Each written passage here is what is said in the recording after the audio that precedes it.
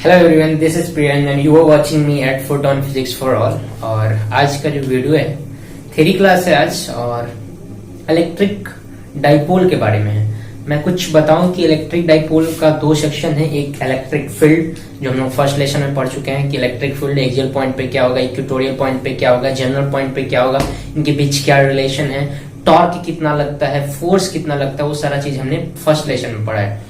और जो second lesson में पढ़ना है इलेक्ट्रिक डाइपोल का, किसका? इलेक्ट्रिक डाइपोल का। जैसे हमने अभी अभी क्या पढ़ा है? पोटेंशियल। सो फिर पोटेंशियल लिखेंगे। फिर दूसरा हमने क्या पढ़ा है? Potential energy. So external field में पोटेंशियल एनर्जी और खुद का पोटेंशियल एनर्जी क्या होगा। फिर हम लोग पढ़ेंगे तीसरा कि इलेक्ट्रिक डाइपोल को अगर रोटेट किया जाए थीटा एंगल से तो उसमें कितना एनर्जी स्टोर होगा और रोटेट करने में कितना वर्क डन होगा। सो बेसिक है। सो 50% हम लोग इलेक्ट्रिक डाइपोल का पढ़ चुके हैं जो फील्ड रिगार्डिंग है, और पोटेंशियल और एनर्जी रिगार्डिंग इस लेसन में पढ़ना है। सो हम लोग स्टार्ट करते हैं। टॉपिक का नाम है electric potential due to electric dipole या potential due to electric dipole. So मैं कुछ बातें रिकैप करा दूं आपको कि एक माइनस चार्ज और एक प्लस चार्ज दोनों पॉइंट चार्ज हो, अगर वेरी स्मॉल डिस्टेंस से 2L सदियों से मानते आ रहे हैं बीच के डिस्टेंस को, और वेरी स्मॉल हो मतलब नैनोमीटर, पिकोमीटर, फिर एंगस्ट्रॉम इस टर्म में हो, तब इस तरह के सिस्टम को हम लोग बोलते हैं इलेक्ट्रिक डाइपोल। Electric dipole. और जो इलेक्ट्रिक डाइपोल होता है उसका एक प्रॉपर्टी होता है डाइपोल मोमेंट, और डाइपोल मोमेंट को हम लोग डिफाइन करते हैं product of any charge and distance between them. अगर वेक्टर फॉर्म में लिखा जाए तो ऐसे, और जिसका एल का जो डायरेक्शन लेते हैं मतलब डाइपोल मोमेंट जिसको बोल रहे हैं इलेक्ट्रिक डाइपोल मोमेंट या डाइपोल मोमेंट पी, इसका डायरेक्शन होता है नेगेटिव टू पॉजिटिव। याद रखना, नेगेटिव टू पॉजिटिव। सो ये सब बेसिक है, ये आपको बार बार यूज होगा। तो इस बात का ध्यान रखेंगे कि इलेक्ट्रिक डाइपोल होता क्या है और इलेक्ट्रिक डाइपोल का डाइपोल मोमेंट का फॉर्मूला क्या है, Q इंटू 2L। फिर हम लोग स्टार्ट करते हैं पोटेंशियल। सबसे पहले हम लोग सिस्टम बनाएंगे और हमें पढ़ना क्या है उसका हेडिंग दे रखे हैं हम लोग, potential due to electric dipole, है ना। पोटेंशियल पहले निकालेंगे, फिर छोटा सा थ्योरी है पोटेंशियल एनर्जी निकाल लेना, और फिर हम लोग वर्क डन निकालेंगे, वर्क डन और तक पोटेंशियल एनर्जी। ओके, तो सबसे पहले हम लोग इलेक्ट्रिक डाइपोल बनाएंगे। अच्छा, मान ले माइनस चार्ज है और ये है तुम्हारा प्लस चार्ज, दोनों का मैग्नीट्यूड सेम होना चाहिए, बीच का डिस्टेंस मान लेते हैं हमारा 2L है, और हम लोग पोटेंशियल निकालेंगे जनरल पॉइंट पे। पहले हम लोग निकालेंगे इसी में जनरल पॉइंट पे निकाल लेते हैं, केस बनाने की जरूरत नहीं, और इसी को हम लोग ढाल देंगे। थीटा 0 होगा तो एक्सियल, 90 होगा तो इक्वेटोरियल, ब्ला ब्ला। चलो ठीक है, मैंने बताया ये सिस्टम क्या है तुम्हारा इलेक्ट्रिक डाइपोल। ये इस इलेक्ट्रिक डाइपोल के एक्सिस से थीटा एंगल पे और r डिस्टेंस पे एक पॉइंट है, मान लो पॉइंट ए है। इस पॉइंट पे तुम्हें पोटेंशियल लिखना है, ठीक। तो इस सिस्टम में दो चार्ज है। अब सिस्टम ऑफ चार्ज के कारण पोटेंशियल लिखना बहुत आसान होता है, आपने देखा है, लेकिन डिस्टेंस पता होना चाहिए। हम लोग मान लेते हैं यहां से डिस्टेंस हमारा r1 है और यहां से डिस्टेंस r2 है, ठीक। थोड़ा सा और बीच वाला डिस्टेंस r है। अब थोड़ा सा अप्रोक्सीमेशन यूज होगा, ध्यान से देखना। यहां से परपेंडिकुलर डिस्टेंस अगर हम लोग परपेंडिकुलर खींचे, ये वाला ये परपेंडिकुलर है, याद रखना। सो लगभग r1 और a वाला डिस्टेंस सेम है कि नहीं। टोटल डिस्टेंस 2L, तो मिड पॉइंट से जो भी कैलकुलेशन होता है मिड पॉइंट से, तो a इधर L और इधर L, तो ये वाला L, a right angle triangle हो गया। तो अगर हाइपोटेनस L है, a एंगल थीटा, तो ये होता है साइन थीटा, ये होता है कॉस थीटा। तो ये वाला हमारा डिस्टेंस हो गया L cos थीटा। क्या हो गया? L cos theta. अब ध्यान से देखना, यहां से यहां तक डिस्टेंस हमने पहले क्या रखा है, r ले रखा है।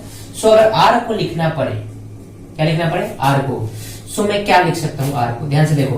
r1 इसके बराबर है, तो r1 बराबर अगर a है, इस वाले मान लो m है हमारा, तो लिख सकता हूं R equal to AM plus MO, या MO के बदले अभी तो नाम नहीं दिया गया है, तो R हम क्या लिख सकते हैं, AM प्लस MO को हम लोग क्या बोल रहे हैं, L cos theta.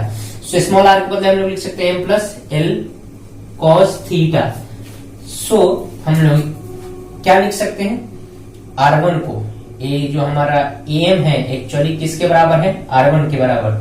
So R minus L cos theta equal to R1। इस बात को एक काम का चीज है ना, इसलिए निकाला, और कंस्ट्रक्शन करना होता है। चलो ठीक है, अब इसी को आगे एक्सटेंड करो थोड़ा सा, इसी को, तो अगर एक थीटा एंगल है तो ये भी थीटा वर्टिकली अपोजिट एंगल, नहीं में तो पढ़ रखा इतना ज्योमेट्री।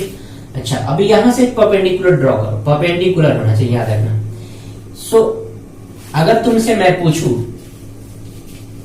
कि ध्यान से देखो, ये यहां से यहां तक डिस्टेंस क्या है तुम्हारा R2, और यहां से यहां तक डिस्टेंस भी लगभग बहुत डिस्टेंस अगर दूर हो जाए तो ये तुम्हारा R2 के बराबर होता है। सो हम लोग कह सकते हैं जो R2 है, यहां से यहां तक जो R2 है इसके बराबर है, और इसको हम लोग लिखेंगे क्या है, यहां से यहां तक R और यहां से यहां तक ये थीटा है, ये डिस्टेंस L है। सो ये L cos थीटा और ये वाला L sin थीटा, तो हमें L cos थीटा से मतलब है कि L sin थीटा से, L cos थीटा से, तो हम लोग लिख सकते हैं R2 इज इक्वल टू, यहां से यहां तक क्या है R plus L cos theta. अच्छा, एक चीज बताओ, जैसे मैंने कहा कि ऐसा खींच खांच के परपेंडिकुलर खींच खांच के ऐसे कर दे रहा हूं कि चलो ठीक है, यहां से परपेंडिकुलर खींचा और मैं कह रहा हूं ये वाला है दोनों बराबर है। थीटा, जब थीटा वेरी स्मॉल हो, ये वाला एंगल बहुत स्मॉल हो, बहुत दूर की बात करें, सो हम लोग अप्रोक्सीमेशन यूज करते हैं और कहते हैं कि ये लगभग ये इसके बराबर है, क्योंकि जब डिस्टेंस बहुत दूर हो जाता है तो हम लोग मानते हैं वो इनफाइनाइट है, और इनफाइनाइट पे हम लोग मानते हैं पैरेलल, मतलब इनफाइनाइट पे जाके मिलती है पैरेलल लाइन, और लगभग हम लोग पैरेलल इनफाइनाइट मान रहे हैं, तो ये लाइन पैरेलल है तो सेम डिस्टेंस पर सेम होगा, इसलिए अप्रोक्सीमेशन यूज होता है। थीटा अगर बहुत छोटा हो, एंगल बहुत स्मॉल हो और डिस्टेंस बहुत बड़ा हो, सो थीटा स्मॉल होना चाहिए, ये वाला डिस्टेंस बहुत बड़ा होना चाहिए, तो ये वाला डिस्टेंस और ये वाला डिस्टेंस दोनों क्या होता है, बराबर, इसलिए हम ये अप्रोक्सीमेशन यूज करते हैं। ठीक, मैं थोड़ा बड़ा फिगर बनाते हुए फटाफट ड्रॉ कर देता हूं फिर से। ठीक, देखो मैंने कहा कि ये वाला तुम्हारा होना चाहिए माइनस, ये वाला होना चाहिए प्लस, बीच का डिस्टेंस तुमने लिया, फिर से ध्यान से देखना 2L, बीच से सारा का सारा चीज बीच से कैलकुलेट किया जाएगा। हमने लिया एक पॉइंट ए जो यहां से सेंटर से R डिस्टेंस पे है और एंगल बना रहा है थीटा। अब इस ए पॉइंट को प्लस वाले चार्ज से मिलाओ, इसी ए पॉइंट को माइनस वाले चार्ज से भी मिलाओ। ठीक, अब यहां से एक परपेंडिकुलर खींचो, ये टोटल डिस्टेंस R है, फिर से याद रखना है टोटल डिस्टेंस क्या है R। यहां से एक परपेंडिकुलर खींचो, नाम दे दो M। सो मैंने कहा कि ये वाला डिस्टेंस और ये वाला डिस्टेंस बराबर होगा, और ये वाला डिस्टेंस L है, ये वाला डिस्टेंस L है, तो अगर ये L है, थीटा है, तो ये होता है L cos theta, L sin theta, सामने वाला sin और ये वाला cos, तो ये वाला हो जाएगा L cos थीटा। सो कुल मिला के अगर तुमसे पूछा जाए R इज इक्वल टू, तो लिखोगे AM plus L cos theta. So AM R1 के बराबर है और ये R2 के बराबर है। सो R1 इज इक्वल टू क्या लिख सकते हैं, R1 is equal to R minus L cos theta. इसको रिवर्स करके लिख ले तो R1 इज इक्वल टू लिखेंगे R minus L cos theta. ठीक, ठीक उसी तरह R2 के बारे में क्या ख्याल है, तो इसको हमने डॉट लाइन से एक्सटेंड किया और यहां से एक परपेंडिकुलर ड्रॉ किया, ये थीटा, तो ये भी हमने कहा थीटा। और हमने कहा ऐसे यहां भी हम लोग ड्रॉ कर सकते हैं, और यहां भी कर दिया, दोनों अच्छे से दिखाई दे। फिर यहां ड्रॉ करेंगे तो ये थीटा पैरेलल मानना पड़ेगा। हमने कहा कि कोई नहीं, टेंशन वाली बात नहीं, हम पीछे एक्सटेंड कर लेते हैं। तो पीछे हमने एक्सटेंड किया और ये वाला डिस्टेंस और ये वाला डिस्टेंस लगभग सेम लग रहा है। तो ये वाला डिस्टेंस R2 है और ये वाला डिस्टेंस टोटल को हम लिखेंगे R plus L cos theta. कैसे, ये वाला डिस्टेंस L है तो सामने वाला थीटा के सामने वाला साइन होता है और पास वाला साथ वाला cos होता है, तो L cos थीटा। तो हम लोग लिख सकते हैं R2 equal to R plus L cos theta. ये दो इक्वेशन आपने लिखा। अब इन दोनों का क्या इंपॉर्टेंस है, कंस्ट्रक्शन है, बाय द कंस्ट्रक्शन हम लोग लिखेंगे। अब हम लोग लिखेंगे potential. Now net potential at point A पर नेट पोटेंशियल की बात किया जाएगा। तो प्लस चार्ज के कारण भी, माइनस चार्ज के कारण। सिंपल है, पोटेंशियल स्केलर क्वांटिटी होता है, तो इसमें टेंशन वाली कोई बात नहीं। हम लोग लिखेंगे potential due to plus charge plus potential due to minus charge. अब पोटेंशियल में साइन जरूर कंसीडर करते हैं, तो प्लस माइनस साइन कंसीडर करते हैं, तो फिर हम लोग सिंपल सा क्या करेंगे, प्लस माइनस साइन को रखते हुए पोटेंशियल लिखेंगे। तो प्लस साइन के लिए प्लस है तो के क्यू बाई आर, तो लिखेंगे के क्यू और आर, R1 और R1 हमारे पास है क्या, R minus L cos theta, plus potential energy अब माइनस चार्ज के कारण लिखा जाए तो के क्यू बाई आर 2, तो क्या लिखेंगे, के क्यू के जगह माइनस क्यू बाई R2 के जगह क्या लिखेंगे, R plus L cos theta. तो हम लोग कर ले कि K Q upon R minus L cos theta plus और माइनस मिलकर minus K Q upon R plus L cos theta. मैंने कहा कि अच्छा इन दोनों का एलसीएम में जाओ। अब बेसिक मैथमेटिक्स है, इसमें कुछ नहीं, मेरे पास स्पेस नहीं है, मैं सामने ही लिखूंगा। अब तुम्हारे पास स्पेस है तो स्टेप को नीचे लिखना है ना। तो इस दोनों में क्या कॉमन दिख रहा है आपको, के क्यू कॉमन दिख रहा है और एलसीएम ले लो। एलसीएम लोगे तो क्या लिखोगे, R minus L cos theta into R plus L cos theta, है ना। ए प्लस वाला इधर, माइनस वाला इधर, तो क्या हो जाएगा, R plus L cos theta, इधर माइनस है ना, तो माइनस इसमें मल्टीप्लाई होगा तो प्लस वाला माइनस, माइनस वाला प्लस, तो minus R plus L cos theta. Okay, so R R गायब, एल कॉस थीटा क्या हो जाएगा, 2l cos theta. So we net हमारे पास पहुंचेगा K Q into 2l cos theta. अरे एल कॉस थीटा कितना होगा, 2l cos theta upon a plus B into A minus B, या a minus B into A plus B, A square minus B square होता है, तो r square minus L square cos square theta. ए अब next step में लिखेंगे के, शुरुआत में बताया था कि Q इंटू दोनों चार्ज के बीच का डिस्टेंस को हम लोग प्रॉपर्टी बोलते हैं, इसका नाम है डाइपोल मोमेंट, तो इसको P बोलेंगे। Q इंटू 2l क्या हो जाएगा, P। So Kp cos theta upon R square minus L square cos square theta. ये हमारा नेट पोटेंशियल का फॉर्मूला निकल गया। नेट पोटेंशियल का फॉर्मूला ये वाला है।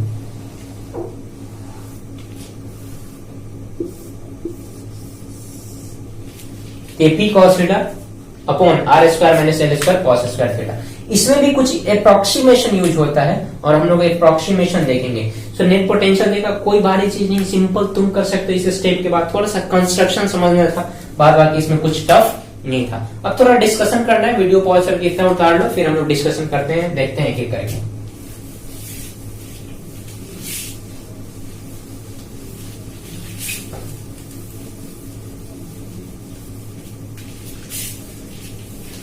हमने पोटेंशियल के लिए फॉर्मूला लिखा अभी अभी just, V is equal to Kp cos theta upon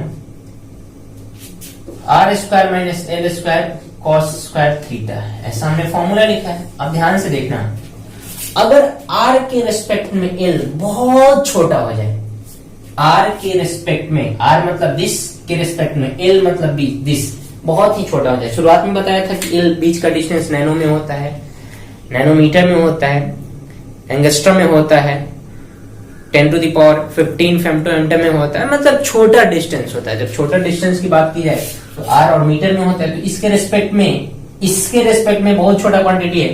तो जैसे कहा जाता है कि एक समंदर से एक जग मग पानी निकालो या डालो, कोई फर्क नहीं पड़ता है। ठीक उसी तरह आर स्क्वायर है समंदर और ये है एक मग पानी, निकाल लो चाहे डाल दो, कोई फर्क नहीं पड़ता है। तो हमारा V क्या हो जाएगा, V इज इक्वल टू बोल कब इसमें एक है केस 1, जब क्या हो R very very greater than L, तब V क्या हो जाएगा, Kp cos theta upon R square minus something कुछ नहीं, तो क्या आया Kp cos theta by R square.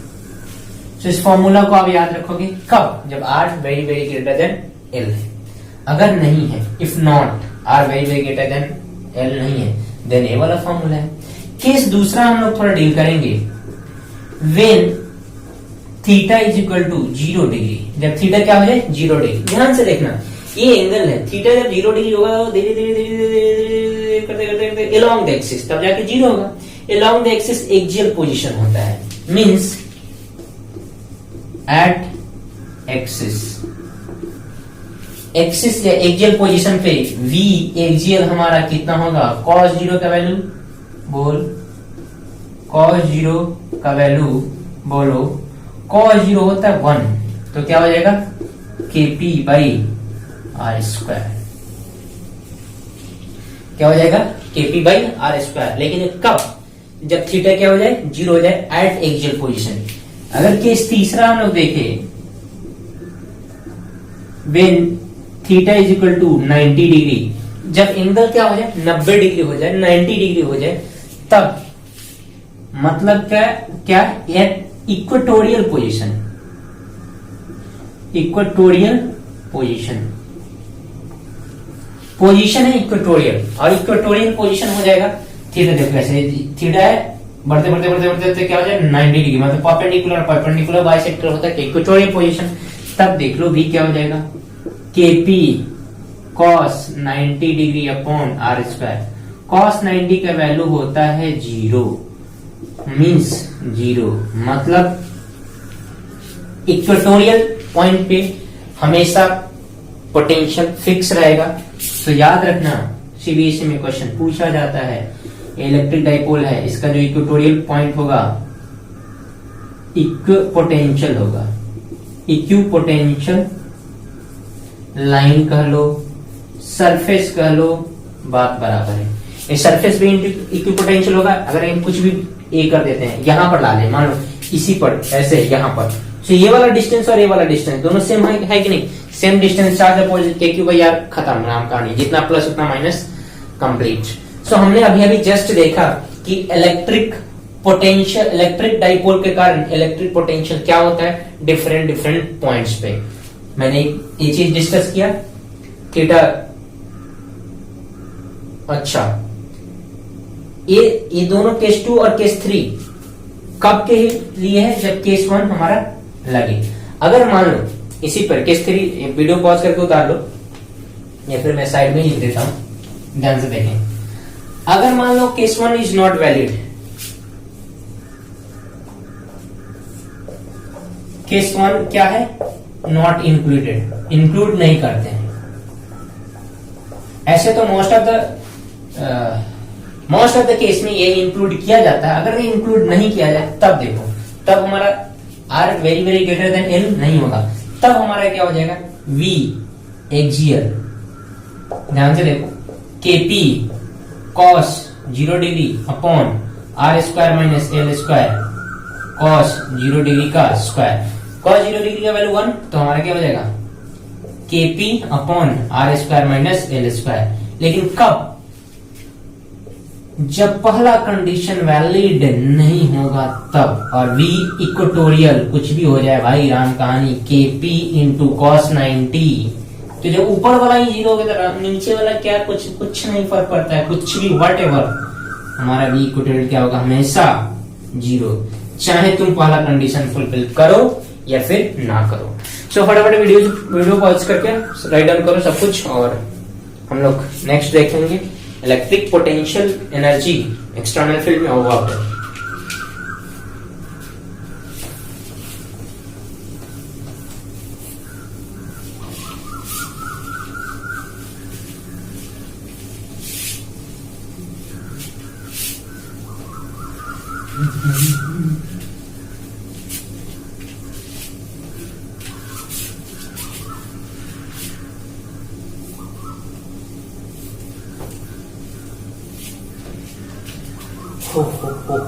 चलो ठीक है, अब हम लोग देख लेते हैं इलेक्ट्रिक, पहले वर्क डन देखते हैं कि मान लो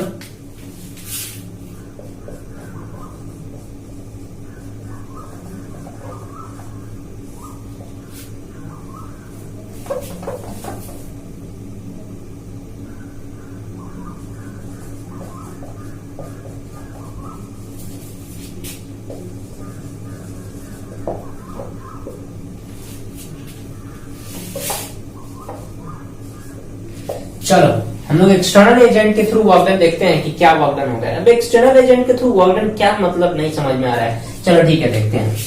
ये है इलेक्ट्रिक फील्ड और इसमें मैंने रख दिया एक डाइपोल, लेकिन पहले ऐसा नहीं था। पहले वो बेचारा ऐसे था, इस पोजीशन में था।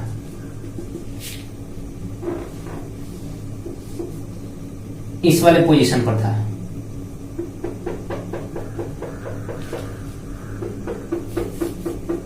इस वाले पोजीशन पर था पहले डाइपोल। कहीं कुछ प्लस यहां हुआ करता था और माइनस यहां हुआ करता था। इस वाले पोजीशन पे पहले था, अभी नहीं है। अब एक एक्सटर्नल, पहले ऐसे था, एक एक्सटर्नल एजेंट आया, उसको खिसका के ऐसे थीटा एंगल पे मूव करा दिया। एंगल है थीटा। कहां ले गया इसको खींच के भाई साहब? थीटा एंगल पे। और थीटा एंगल पे ले गया और कह रहे कि ठीक है, अब थीटा एंगल पे ले जाएंगे, सो कितना एक्सटर्नल एजेंट को वर्क डन करना पड़ेगा, और जो वर्क डन करना पड़ेगा ना, वही वर्क डन तुम्हारा हो जाएगा पोटेंशियल एनर्जी। तो वर्क डन कितना करना पड़ेगा सबसे पहले निकालते हैं। चलो ठीक है, 11th का कुछ कॉन्सेप्ट है कि देखो हम लोग वर्क डन क्या लिखते हैं। अगर लीनियर हो तो लिखते हैं एफ डॉट डी आर या F D R cos theta, है ना। लेकिन अगर वर्क डन एंगुलर के लिए लिखना पड़े, एंगुलर वेरिएबल के लिए लिखना पड़े, तो फोर्स बदल जाता है टाउ में और ये हो जाता है थीटा। पोजीशन हो गया एंगुलर और टॉर्क का एप्लीकेशन, फोर्स का एप्लीकेशन टॉर्क होता है। ओके, अब टाउ थीटा 1 टू थीटा 2, ठीक है। अब टाउ का फॉर्मूला आपको टॉर्क, पिछला लेसन में आपको जाना पड़ेगा, सॉरी, टाउ के लिए आपको जाना पड़ेगा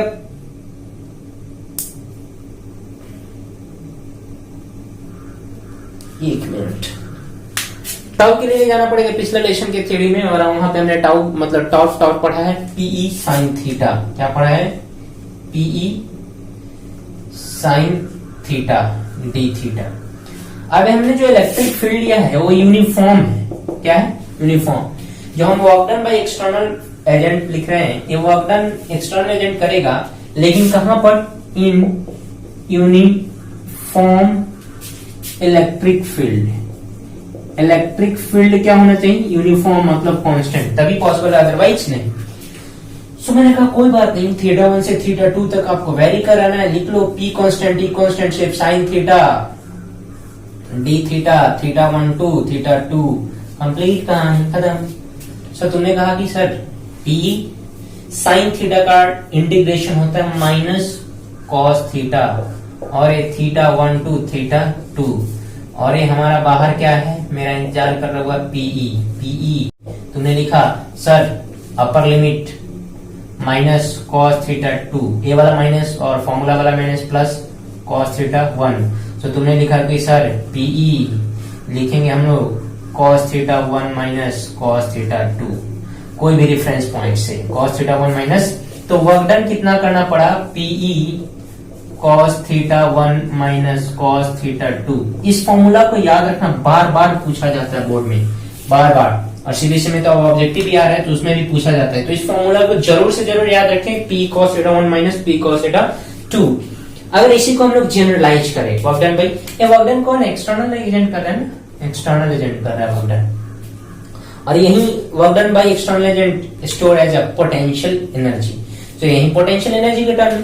सो पोटेंशियल एनर्जी हम लोग लिखेंगे next, potential energy is equal to work done by external agent is equal to what?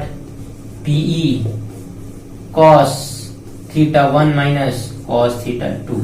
कुछ मैं बातें बता दूं, वीडियो पॉज करके यहाँ लिखें, सो हम लोग आगे देखते हैं।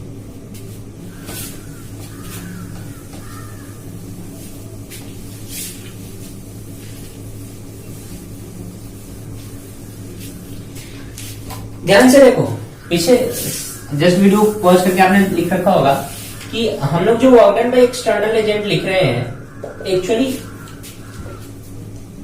थीटा इनिशियल है हमारा 0 डिग्री और थीटा फाइनल। इनिशियल क्या है? 0 डिग्री और फाइनल थीटा मान। थीटा इनिशियल हमारा क्या है? 0 डिग्री और थीटा फाइनल थीटा मान लेते हैं। तो वर्क डन बाय एक्सटर्नल क्या हो जाएगा? PE cos 0 degree, cos 0 degree minus cos theta. तो बता दो क्या बनेगा, पीई। बोलो अच्छा, बोल दो बोल दो बोल दो बोल दो। ये भी याद रखना। लेकिन कब, रेफरेंस वन हमारा क्या है, बोल रेफरेंस वन थीटा 0 लिया गया है तब। अच्छा एक और चीज, अगर हम तुमसे पूछे potential energy general formula, potential energy कहोगे ना work done by external force, कोई रेफरेंस नहीं लीजिए, जनरल फॉर्मूला बताइए सर। मैंने कहा ठीक है, जनरल फॉर्मूला हम लोग क्या लिखेंगे, टाउ डी थीटा, है ना। हम लोग फिर से डिराइव कर लेते हैं फटाफट। तो तुमने कहा कि sir PE sine theta d theta बिना रेफरेंस लिए हुए लिखे।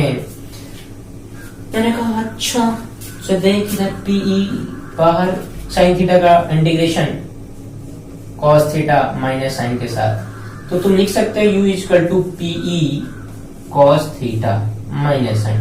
अब एक चीज याद रखना, कि क्या याद रखना, यहां देखो a dot b dot product होता है, फॉर्मूला होता है ए बी कॉस थीटा। लेकिन इन दोनों कंडीशन में दो चीज है, कि ए बी वेक्टर और बी बी वेक्टर, तभी फुलफिल होगा। अब हमारे पास फॉर्मूला है पी कॉस थीटा। पी क्या होता है, इलेक्ट्रिक डाइपोल मोमेंट, वेक्टर होता है, इसका direction negative to positive charge की तरफ होता है, अब ये भी बताया। और ई क्या होता है, इलेक्ट्रिक फील्ड होता है, वेक्टर होते हैं, तो दोनों वेक्टर है, फुलफिल कर रहा है। तो हमने पोटेंशियल एनर्जी का एक और फॉर्मूला हमने डिराइव करा कि minus P dot E, minus P dot E, इस फॉर्मूला पे याद रखेंगे। सो हमने सिर्फ वर्क डन करा के एनर्जी भी लिख दिया। अच्छा दो चीज बच्चा कंफ्यूज होता है कि सर आप तो अभी भी यहां तक कंप्लीट हो गया होगा, मैं कुछ एक्स्ट्रा बताऊं, यहां तक प्लस चार्ज ये माइनस चार्ज, आपने तो यहाँ पे पोटेंशियल एनर्जी यही लिखा था। अच्छा के Q1 Q2 बाई आर, तो आपको तो अकॉर्डिंग टू दिस आपको लिखना चाहिए के क्यू माइनस साइन के साथ, क्योंकि प्लस एक माइनस है, और 2a लिखना चाहिए।